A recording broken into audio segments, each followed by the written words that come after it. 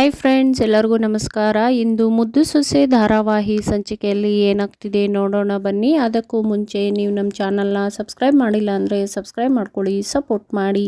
ಚಿತ್ರ ವಿದ್ಯಾಗೆ ತೊಂದರೆ ಕೊಡಬೇಕು ಅಂತಾನೆ ಬಟ್ಟೆ ತೊಳೆದಾಕಕ್ಕೆ ಹೇಳಿರ್ತಾಳೆ. ಅದನ್ನೇ ಮಾಡೋಕ್ಕೆ ಅಂತ ಹೋಗಬೇಕಾದ್ರೆ ಭದ್ರೇಗೌಡ ಮತ್ತು ಕಾಟ್ಲೆ ನೋಡ್ಬಿಟ್ಟು, ಏನಮ್ಮಿ ಏನು ಮಾಡ್ತಾ ಇದೀಯಾ, ನಿನಗೆ ಹೊಸಿನೂ ಗೊತ್ತಾಗೋಕ್ಕಿಲ್ವಾ, ಈ ಟೈಮಲ್ಲಿ ಏನು ಕೆಲಸ ಮಾಡಬೇಕು ಮಾಡಬಾರ್ದು ಅಂತ ಗೊತ್ತಾಗೋದಿಲ್ವಾ, ಓದ್ಕೊಂಡಿದ್ಯಾ, ಇದನ್ನು ನಾನೇ ಹೇಳ್ಬೇಕಾ ಅಂತ ಭದ್ರೇಗೌಡ ಕೂಗಾಡ್ತಾ ಇರ್ತಾನೆ.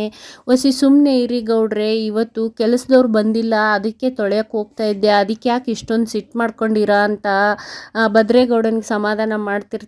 ಅಷ್ಟರಲ್ಲೇ ಕಾಟ್ಲೆ ಸಾವಿತ್ರಿ ಮತ್ತು ವಿನಂತಿನ ನೋಡ್ಬಿಟ್ಟು ಇರಿ ಅಂಟಮ್ಮ ಅಂತ ಸನ್ನೆ ಮಾಡ್ತಾನೆ. ಆಗ ಸಾವಿತ್ರಿ ಅತ್ತೆ ಅಂತ ಕರೆದ್ಬಿಟ್ಟು, ಅವರು ಸಾವಿತ್ರಿ ಭದ್ರ ನನ್ನ ಪ್ರೀತಿಯಿಂದ ಕರೆದಿದ್ದಾನೆ, ನನ್ನನ್ನು ಮನೆ ಒಳಗಡೆನೆ ಕರ್ಕೊಂಡು ಹೋಯ್ತಾನೆ, ನನ್ನ ಕಷ್ಟ ಎಲ್ಲ ಅರ್ಥ ಮಾಡ್ಕೊಂಡಿದ್ದಾನೆ ಅಂತ ಅನ್ಕೊಂಡ್ಬಿಟ್ಟು ಅಲ್ಲಿಗೆ ಬರ್ತಾಳೆ. ನಂತರ ಭದ್ರ, ನಿನ್ಗೆ ಗೊತ್ತಿತ್ತು ಕಣೋ, ನಿನ್ನು ಐಸ್ ಕ್ಯಾಂಡಿ ಥರ ನಿನ್ನ ಮನಸ್ಸು, ಎಷ್ಟೇ ಒರಟಾಗಿ ಮಾತಾಡಿದ್ರು ನನ್ನ ಮೇಲೆ ಪ್ರೀತಿ ವಿಶ್ವಾಸ ಇದೆ ಅಂತ ಮಾತಾಡ್ತಿರ್ತಾಳೆ.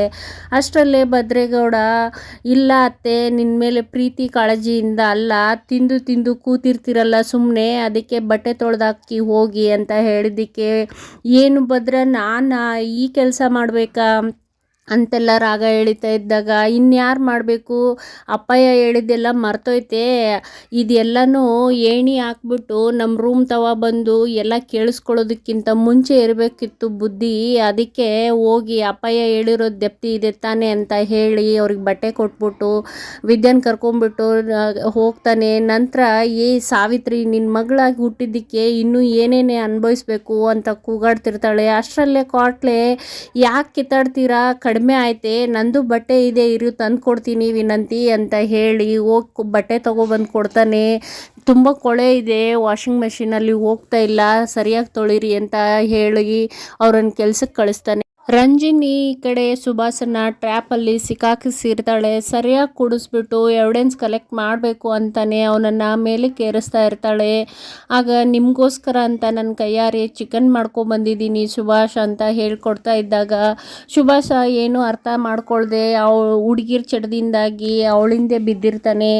ನೀನು ಈ ರೂಮಲ್ಲಿ ಬಂದಾದಮೇಲೆ ನನಗೆ ಬೇರೇನೂ ಕಾಣಿಸ್ತಾನೆ ಇಲ್ಲ ಅಂತ ಅವಳನ್ನು ಹೊಗಳ್ತಾನೆ ಇರ್ತಾನೆ. ಆ ಹೊಗಳಿಕೆಯಿಂದ ನಿಮಗೆ ನಾನಿರುವಾಗ ಇದೆಲ್ಲ ಬೇಕಾ ಅಂತ ಮಾತಾಡ್ಕೊತ, ನಂತರ ನಾನು ಹೊಸಿ ಬರ್ತೀನಿರು ಅಂತ ಎದ್ದು ಹೋಗ್ತಾನೆ. ಅಷ್ಟರಲ್ಲೇ ರಂಜಿನಿ ಮೊಬೈಲಲ್ಲಿ ವಿಡಿಯೋ ಎಲ್ಲ ಸೆಟ್ ಮಾಡಿ ಇಟ್ಕೊಂಡಿರ್ತಾಳೆ. ನಂತರ ಅವನು ಹೊರಗಡೆ ಬಂದಾದಮೇಲೆ ಬೇಕು ಅಂತ ಮಾತಲ್ಲೇ ಸಿಕ್ಕಾಕಿಸ್ಬಿಟ್ಟು, ನಾನಿರುವಾಗ ಇದು ಎಲ್ಲ ಕಿಕ್ ಕೊಡುತ್ತಾ ನಿಮಗೆ ಅಂತ ಮಾತಲ್ಲೇ ಮರೆಸ್ತಾ ಇರ್ತಾಳೆ.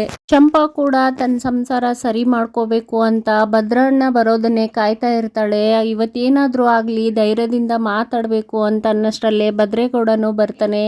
ಅಣ್ಣ ಅಂತ ಕರೆದ ತಕ್ಷಣ, ನಿನ್ಗೆ ಎಷ್ಟು ಕಿತ ಹೇಳೋದು, ಅಣ್ಣ ಅಂತ ಕರಿಬೇಡ, ಭಾವ ಅಂತ ಕರಿ ಅಂದಿದ್ದಕ್ಕೆ ಅಭ್ಯಾಸ ಬಲ ಅಂತ ಹೇಳಿ ಮತ್ತೆ ಭಾವ ಅಂತ ಕರಿತಿರ್ತಾಳೆ. ನಾನೇನೋ ಒಂದು ಕೇಳ್ತೀನಿ, ನೀವು ತೆಪ್ಪು ತಿಳ್ಕೊಬಾರ್ದು ಅಂತ ಹೇಳಿದಾಗ, ಯಾಕೆ ಇಷ್ಟೊಂದೆಲ್ಲ ಪೀಠಿಕೆ ಆಗ್ತಾ ಇದೆಯಾ, ಏನು ವಿಷಯ ಅಂತ ಹೇಳು ಚಂಪಾ ಅಂತ ಕೇಳಿದಾಗ, ಏನಿಲ್ಲ, ಇವರು ತೆಪ್ಪು ಮಾಡಿದ್ದಾರೆ ನಿಜ, ಇಲ್ಲ ಅಂತ ಹೇಳೋದಿಲ್ಲ, ಅದಕ್ಕೆ ಅಂತ ದೊಡ್ಡ ಮಾವ ಕೂಡ ಶಿಕ್ಷೆ ಕೊಟ್ಟಿದ್ದಾರೆ, ಅವರು ಕೂಡ ಔಟ್ ಹೌಸಲ್ಲಿ ಇದ್ಕೊಂಡು ಶಿಕ್ಷೆ ಅನುಭವಿಸ್ತಾ ಇದ್ದಾರೆ, ಇಷ್ಟು ದಿನ ಆಯಿತು ಶಿಕ್ಷೆ ಅನುಭವಿಸ್ತಾ ಇರೋದಕ್ಕೆ ಅವರು ಬದಲಾಗಿದ್ದಾರೆ ಅಣ್ಣ, ಅದಕ್ಕೋಸ್ಕರ ಅವ್ರಿಗೆ ಒಂದು ಒಳ್ಳೆ ಜೀವನ ಇದೆ, ಅದಕ್ಕೆ ಅವ್ರನ್ನೂ ಕ್ಷಮಿಸ್ಬಿಟ್ಟು ಹಟ್ಟಿ ಒಳಗಡೆ ಕರ್ಕೋಬೇಕು ಅಂತ ಹೇಳಿದಾಗ, ಇವಾಗ ಯಾಕೆ ಇಷ್ಟೆಲ್ಲ ಸುತ್ತಿ ಬಳಸಿ ಮಾತಾಡ್ತಾ ಇದೀಯಾ, ಏನು ಅಂತ ನೇರವಾಗಿ ಹೇಳ್ಬಾರ್ದೆ ಅಂದಾಗ, ಏನೂ ಇಲ್ಲ, ನನಗೂ ನನ್ನ ಗಂಡ ಗೌರವಯುತವಾಗಿ ಬದುಕಬೇಕು, ಅವ್ರಿಗೂ ಒಂದು ಹೆಸರು ಇರಬೇಕು, ಈ ಹಟ್ಟಿನಲ್ಲಿ ಒಂದು ಜಾಗ ಇರಬೇಕು ಅಂತ ಆಸೆ ಭಾವ ಅಂದಾಗ, ಇವಾಗ ಅದಕ್ಕೆ ಏನು ಮಾಡಲಿ ಅಂದಿದ್ದಕ್ಕೆ,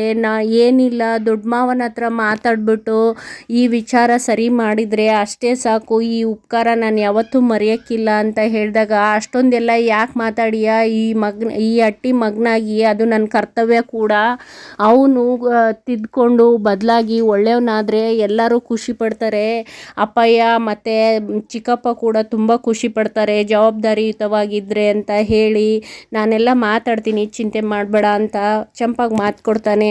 ನಿಮ್ಮ ಈ ಉಪಕಾರನ ನನ್ನ ಜೀವ ಇರಗಂಟ ಮರೆಯೋಕ್ಕಿಲ್ಲ ಭಾವ ಅಂತ ಭದ್ರೇಗೌಡನಿಗೆ ಅಭಿನಂದನೆ ಹೇಳ್ತಾಳೆ. ಇತ್ತ ರಂಜಿನಿ ಸುಭಾಸನ್ ಸಾಕ್ಷಿ ಎಲ್ಲ ಕಲೆಕ್ಟ್ ಮಾಡಿಕೊಂಡು ಬೆಟಯ್ಯನಿಗೆ ಕಾಲ್ ಮಾಡ್ತಾಳೆ. ಅದಕ್ಕೆ ಏನು ಇಷ್ಟೊತ್ತಲ್ಲಿ ನೆನೆಸ್ಕೊಂಡ್ಬಿಟ್ಟಿದೆಯಾ, ತುಂಬ ಬ್ಯುಸಿ ಇದೆಯಾ ಅಂದ್ಕೊಂಡ್ರೆ ಕಾಲ್ ಮಾಡಿಬಿಟ್ಟಿದೆಯಲ್ಲ ಚಿನ್ನ ಅಂತ ಮಾತಾಡ್ತಿರ್ಬೇಕಾದ್ರೆ, ಈ ಕೆಲಸ ಎಲ್ಲ ಮಾಡ್ತಾ ಇರೋದು ನಿನಗೋಸ್ಕರ ಅಲ್ವೇ, ಆ ಸಾಕ್ಷಿ ಸಿಕ್ಕಾಯ್ತು, ಇವಾಗ ಏನು ಮಾಡೋದು ಅಂತ ಕೇಳಿದ್ದಕ್ಕೆ ಅದಕ್ಕೆ ಮುಂದೆ ಏನು ಮಾಡೋದು ಹೇಗೆ ಮಾಡೋದು ಅಂತ ನಾನು ಯೋಚನೆ ಮಾಡ್ತೀನಿ, ಅಲ್ಲಿಗಂಟ ಆ ಸಾಕ್ಷಿನ ನಿನ್ನ ಹತ್ರ ಜೋಪಾನವಾಗಿ ಇಟ್ಕೋ ಅಂತ ಬೆಟಯ್ಯ ಹೇಳಿ, ಶಿವರಾಮೇಗೌಡ ನಿನ್ನ ನೆಲಕ್ಕೆ ಹಚ್ಚಿಸೋ ಟೈಮು ಬಂದಾಯಿತು, ಇನ್ಮೇಲಿದೆ ನನ್ನ ಆಟ, ನಿನ್ನನ್ನು ಹೇಗೆ ನೆಲಕ್ಕೆ ಹಚ್ಚಿಸ್ತೀನಿ ನೋಡ್ತಾ ಇರು ಈ ಸಾಕ್ಷಿ ಇಟ್ಕೊಂಡು ಅಂತ ಬೆಟ್ಟಯ್ಯ ಅನ್ಕೋತಾನೆ. ಇತ್ತ ಶಿವರಾಮೇಗೌಡರು ಕೆಲಸ ಎಲ್ಲ ಮುಗಿಸ್ಕೊಂಡು ಬಂದು ವಿದ್ಯಾನ್ ಕರೀತಾರೆ. ಕರೆದ್ಬಿಟ್ಟು 2 ಫೈಲ್ ಕೊಟ್ಟು ಇದನ್ನು ಜೋಪಾನವಾಗಿ ಲಾಕರಲ್ಲಿ ಎತ್ತಿಡವ ಇದು ಅಂತ ಕೇಳ್ತಾರೆ.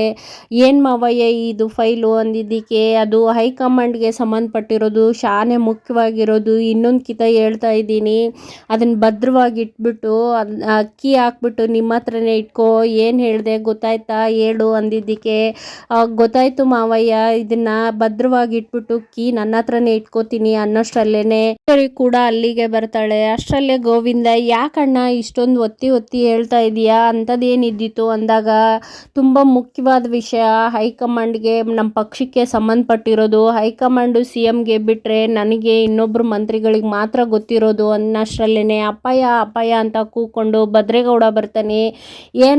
ಏನು ಅಷ್ಟೊಂದು ಯಾಕೆ ಜೋರು ಕಿರ್ಚ್ಕೊಂಡ್ಬರ್ತಾ ಇದೆಯಾ ಅಂದಿದ್ದಕ್ಕೆ, ಏನಿಲ್ಲ ಅಪ್ಪಯ್ಯ, ತಪ್ಪು ಮಾಡಿದವ್ರಿಗೆ ಎಷ್ಟು ದಿವಸ ಅಂತ ಹೇಗೆ ಶಿಕ್ಷೆ ಕೊಡೋದು ಅಂದಿದ್ದಕ್ಕೆ, ಅವ್ರವ್ರು ಮಾಡಿರೋ ತಪ್ಪು ಮೇಲೆ ನಿರ್ಧಾರ ಆಗುತ್ತೆ, ಅವ್ರು ದೊಡ್ಡ ತಪ್ಪು ಮಾಡಿದಾರ ಚಿಕ್ಕ ತಪ್ಪು ಮಾಡಿದಾರ ಅನ್ನೋದ್ರ ಮೇಲೆ ಇರುತ್ತೆ, ಅದು ಬಿಡು, ಇದ್ಯಾಕೆ ಈ ಪ್ರಶ್ನೆ ಕೇಳ್ತಾ ಇದೀಯಾ ಇವಾಗ ಅಂದಿದ್ದಕ್ಕೆ, ಏನಿಲ್ಲ ಅಪ್ಪಯ್ಯ, ನಮ್ಮ ಸುಭಾಸ ಇನ್ನೂ ಎಷ್ಟು ದಿವಸ ಅಂತ ಔಷಲ್ಲೇ ಇರೋದು, ಅವನು ಕೂಡ ನಾವು ಕೊಟ್ಟಿರೋ ಶಿಕ್ಷೆ ಎಲ್ಲ ಅನುಭವಿಸಿದ್ದಾನೆ, ಇವಾಗ ಬದಲಾಗಿದ್ದಾನೆ ಅಪ್ಪಯ್ಯ, ಅವನಿಗೂ ಒಂದು ಜವಾಬ್ದಾರಿ ಕೊಟ್ಟು ನೋಡೋಣ ಅಂತ ನನಗನ್ನಿಸ್ತಾ ಇದೆ, ಅವನು ಶಾನೆ ಬದಲಾಗಿದ್ದಾನೆ ಅಪ್ಪಯ್ಯ ಅಂದ ತಕ್ಷಣ ಈಶ್ವರಿ ಅವರಿಗೆಲ್ಲ ಆಶ್ಚರ್ಯನೂ ಆಗತ್ತೆ, ಖುಷಿ ಪಡ್ತಾ ಇರ್ತಾಳೆ, ತನ್ನ ಮಗ ಮನೆಗೆ ಕರೆಸ್ತಾ ಇದ್ದಾರಲ್ಲ ಅಂತ.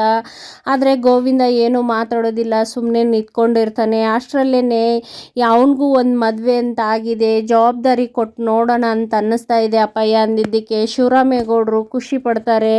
ಹುಟ್ತಾ ಅಣ್ಣ ತಮ್ಮಂದರು ಬೆಳೀತಾ ದಾಯಾದಿಗಳು ಅಂತ ಕೇಳಿದ್ದೆ, ಈ ವಿಚಾರ ನೀವು ಸುಳ್ಳು ಮಾಡಿದೆ ಭದ್ರ, ನನಗೆ ಶಾನೆ ಖುಷಿ ಆಯ್ತಾ ಇದೆ, ನೀನು ಅವನಿಗೂ ಒಂದು ಜವಾಬ್ದಾರಿ ಕೊಡಬೇಕು, ಅವನಿಗೂ ಕುಟುಂಬ ಇದೆ ಅಂತ ಅವನ ಬಗ್ಗೆನೂ ಯೋಚನೆ ಮಾಡ್ತಾ ಇದೆಯಲ್ಲ, ಅದಕ್ಕೆ ಶಾನೆ ಖುಷಿ ಆಗ್ತಾ ಇದೆ, ಅದಕ್ಕೋಸ್ಕರನಾದರೂ ನಾನು ಅವನನ್ನು ಕ್ಷಮಿಸ್ಬಿಟ್ಟು ಅಟ್ಟಿ ಒಳಗಡೆ ಕರೆಯೋಣ, ಈಶ್ವರಿ ಸುಭಾಸನ್ನ ಕರಿ ಅಂತ ಹೇಳಿದ ತಕ್ಷಣ ಖುಷಿಯಿಂದ ಚಿತ್ರ ಸುಭಾಸನ್ ಕರ್ಕೊಂಬರೋಕ್ಕೆ ಅಂತ ಹೋಗ್ತಾಳೆ.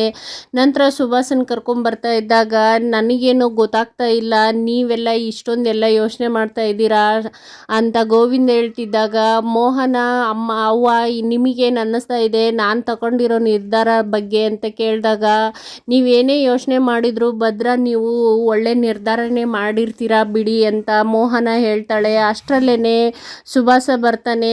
ಏನು ದೊಡ್ಡಪ್ಪ ಅಂತ ಕೇಳಿದ್ದಕ್ಕೆ, ಏನಿಲ್ಲ, ನೀನು ಇನ್ಮೇಲಿಂದ ಸಂದಾಕಿರು, ಎಲ್ಲ ಜವಾಬ್ದಾರಿಗಳನ್ನು ನಿಭಾಯಿಸೋದು ಕಲ್ಕೋ, ನಿಮ್ಮ ಅಣ್ಣ ಹೇಳ್ತಾ ಇದ್ದ ನೀನು ತುಂಬ ಬದಲಾಗಿದೆಯಾ, ಒಳ್ಳೆಯವನಾಗಿದೆಯಾ ಅಂತ, ಅದಕ್ಕೆ ಇವತ್ತಿಂದ ಹಟ್ಟಿ ಒಳಗಡೆನೇ ಇರು, ಗ್ರಾನೈಟ್ ಫ್ಯಾಕ್ಟ್ರಿ ಎಲ್ಲ ನೋಡಿಕೊಂಡು ಅಚ್ಚುಕಟ್ಟಾಗಿ ನಿಭಾಯಿಸ್ಕೊಂಡು ಹೋಗು ಜವಾಬ್ದಾರಿನ, ನಿನ್ನ ಹೆಂಡ್ತಿನೂ ಖುಷಿಯಾಗಿ ನೋಡ್ಕೊ, ಮದುವೆ ಆಗಿದೆ, ನಿನಗೂ ಮಕ್ಕಳು ಮರಿ ಅಂತ ಆಗಬೇಕಲ್ವೇ ಅಂತ ಶಿವರಾಮೇಗೌಡರು ಹೇಳಿದ ತಕ್ಷಣ ಸುಭಾಸ ಖುಷಿಯಿಂದ, ನಾನು ಹಟ್ಟಿ ಒಳಗಡೆ ಮತ್ತೆ ಎಂಟ್ರಿ ತೊಗೊಂಡಾಯ್ತು, ಇನ್ನು ನನ್ನ ಆಟ ನಿಲ್ಲಿಸೋರು ಯಾರು ಇಲ್ಲ ಅನ್ಕೊಂಡು ಖುಷಿ ಪಡ್ತಿರ್ತಾನೆ.